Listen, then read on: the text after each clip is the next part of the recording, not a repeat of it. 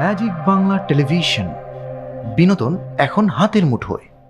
শুধু দর্শক শ্রোতা, আমরা আজকে আছি কুমিল্লার দেবিদ্বার থানার সংচাল গ্রামে। আমরা ম্যাজিক বাংলা টেলিভিশনের পক্ষ থেকে বাংলাদেশের আনাচে কানাচে যেখানেই যে কোনো রকমের জনদুর্ভোগ বা এই সংক্রান্ত বিষয় নিয়ে আমরা কাজ করি। প্রত্যন্ত অঞ্চলের একটা রাস্তা, এই রাস্তাটা আশেপাশের তিনটা গ্রাম মূল সংযোগ সড়কে ওঠার জন্য যেই ব্যাপারটা এখানে কাজ করে। তো এটা আমাদের ক্যাপ্টেন শফিক সাহেব উনি নিজস্ব অর্থায়নে প্রায় 1.5 কিলোমিটার রাস্তা করেছেন এবং বর্তমানে এলজিআরডির তত্ত্বাবধানে কাজ হচ্ছে এবং এটাও খুবই দীর্ঘসূত্রিতা। গত প্রায় 2 বছর কিছু কাজ করার পরে আর কাজটা হচ্ছে না। গত 3 বছর পূর্বে 2021 সালে আমি এই রাস্তাটা হাইওয়ে রোড থেকে ব্রাহ্মণবাড়িয়া কুমিল্লা হাইওয়ে রোড থেকে এই পর্যন্ত 1.5 কিলোমিটার রাস্তা পাকা করার জন্য স্যাংশন করেছি এবং এটা কাজ প্রক্রিয়াধীন আছে।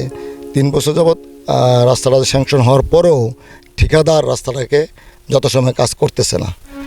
আমাদের এই দুর্ভোগ এবং আমাদের এই প্রত্যন্ত অঞ্চলের জনসাধারণ চলাচলের জন্য খুবই অসুবিধা হচ্ছে। আর ইদানিং আজ থেকে 8 মাস পূর্বে আমি জানতে পারলাম যে এই রাস্তাটা আমাদের অর্ধেকটা রাস্তা পাশের জমির মালিক লাঠিয়াল বাহিনী তারা জোরপূর্বক রাস্তাটা দখল করে নিয়ে এবং গাছ লাগিয়ে দিয়েছে।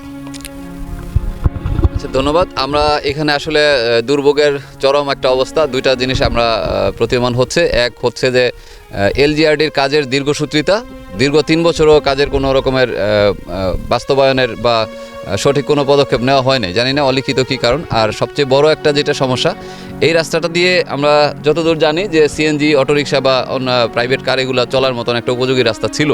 তো কিছুদিন পূর্বে আমাদের শফিক স্যার যেমন বলেছেন, মাত্র কিছুদিন পূর্বে 7-8 মাস পূর্বে যেই ঘটনা, এই মালিকানা পরিবর্তন বা এই জমির মালিক নূতনভাবে যারা আসছেন ওনারা সম্পূর্ণ, আমার মনে হয় যে সম্পূর্ণ অবৈধভাবে ব্যক্তিগতভাবে ব্যক্তি উদ্যোগে করা। তারপর এলজিআরডি যেখানে অলরেডি স্যাংশন দিয়েছেন, তো এই রাস্তাটার ঠিক মাঝখানে এই 20 ফিট রাস্তার মধ্যে আপনারা যদি দেখেন যে এই যে একটা অবস্টিক্যাল, এখানে যে জিনিসটা হয়েছে যে অলরেডি এই রাস্তাটা 20 ফিটের মধ্যে ওনারা 10 ফিটের মতন, অলরেডি 10 ফিটের মতন রাস্তা ওনাদের মানে দখল হয়ে গেছে। তো এই জন্য আমরা চাই যথাযথ কর্তৃপক্ষ দৃষ্টি আকর্ষণ করছি, আমরা ওনাদের সাথে ব্যক্তিগতভাবে যোগাযোগ করব এবং যদি সমাধান না হয় স্বাভাবিকভাবে আমাদের যেভাবে কাজ করার দরকার মিডিয়াতে প্রকাশ করা বা প্রশাসনকে জানানো, এটা আমরা এই ব্যাপারে উদ্যোগ নিতে চাই।